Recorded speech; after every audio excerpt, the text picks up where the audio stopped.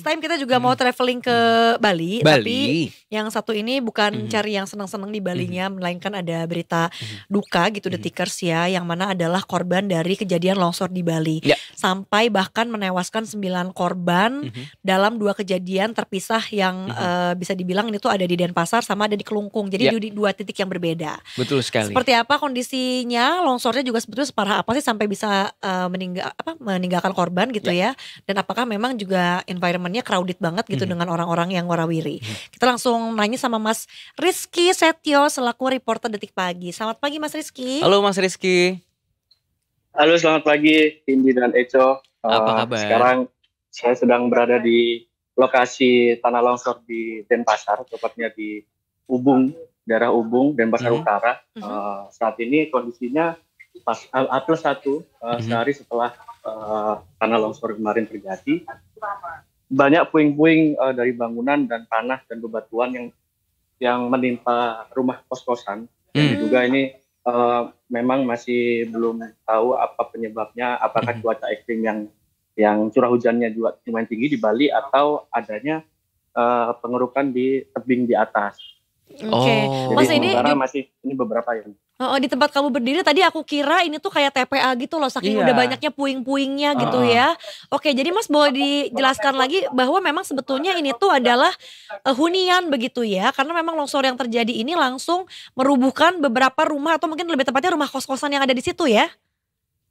Ya, jadi di sini itu dihuni oleh beberapa kos, 4-5 kamar kos di sini. Yang dihuni sampai ada 11 orang. 11 orang. Cuma yang memang jadi korban itu ada 8 orang.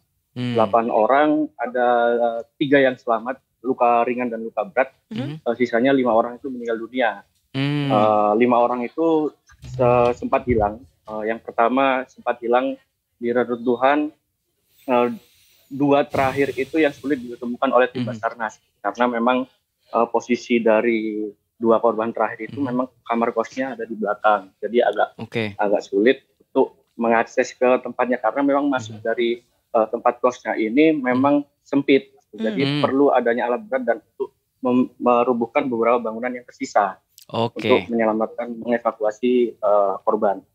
Mas Rizky, ini berarti daerah padat penduduk kah di sana? Kalau di Ubung KJ termasuk padat penduduk karena ini masuk gang. Dan seberangnya dari tempat kos ini memang ada jembatan dan sungai.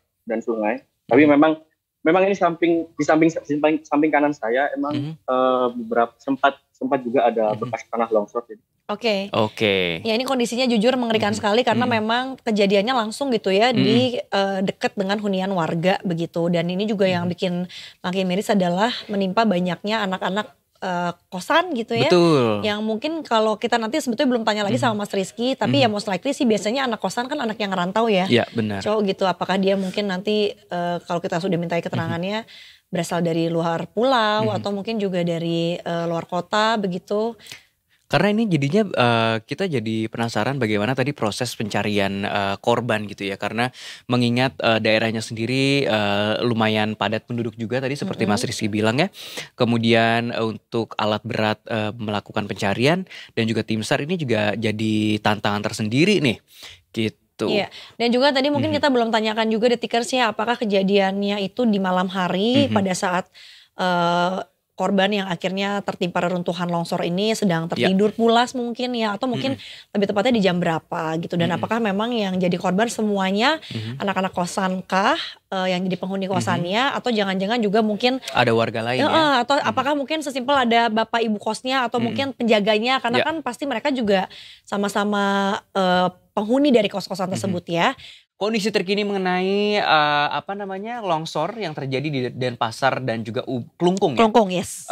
Namun terkait kendala yang sedang terjadi di sana, sepertinya sinyal juga sedang susah gitu ya. Kita akan coba update melalui artikel yang sudah kita himpun dari redaksinya detik.com. Yes. Jadi memang korban terakhir akibat longsor di Jalan Ken Dedes ya. Ubung Kaja, Denpasar, Bali itu ditemukan tewas. Dengan demikian total korban tewas akibat longsor yang terjadi pagi hari tadi itu sebanyak 5 orang nih ya. Kepala Badan Nasional Pencarian dan Pertolongan Basarnas Bali, Inyoman Sidakarya bilang korban terakhir yang ditemukan bernama Sarif, umur 50 tahun. Dan menurutnya pria asal Magetan, Jawa Timur tersebut dievakuasi ke Rumah Sakit Umum Pusat Profesor Ngurah ya di Denpasar. Kondisi korban yang terakhir masih utuh karena kena plat eskavator sedikit, ada luka di bagian kepala gitu ya. Kemudian pantauan dari Detik Bali di lokasi, evakuasi korban terakhir dilakukan tim SAR gabungan di jam 16:45. Menurut Sidakarya, korban tewas ditemukan pada lokasi yang berdekatan. Sebab reruntuhan longsor menerima 2 kamar kos yang menjadi tempat tinggal para korban. Meski demikian, Sidakarya menyebut posisi korban terakhir yang tertimbun longsor cukup sulit dijangkau. Setelah evakuasi, ia akan mengidentifikasi kembali identitas para korban melalui korban yang selamat. Karena semua korban sudah ditemukan, maka operasi SAR sudah selesai dan dihentikan. Oke, Detikers ya. Dan tadi kan seperti diinformasikan juga begitu ya bahwa ternyata titik longsor tidak hanya terjadi di Denpasar, melainkan juga ini yang terjadi di Kelungkung, Detikers. Dan kalau misalnya tadi longsor yang terjadi di Denpasar itu banyaknya menimpa kepada warga kosan gitu ya yang memang adalah penghuni kosan. Nah ini juga beda halnya Detikers dengan yang terjadi di Kelungkung, lebih tepatnya di Banjar Cempaka, Desa Pikat, Kecamatan Dawat, Kabupaten Kelungkung, Bali di hari Minggu malam. 4 orang dilaporkan tewas dan salah satunya ini masih dalam pencarian.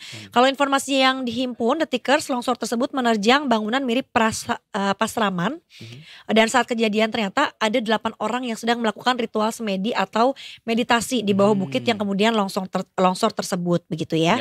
Lalu 4 korban lainnya selamat meskipun 3 diantaranya mengalami patah tulang dan sudah dilarikan ke RSUD Kelungkung begitu ya.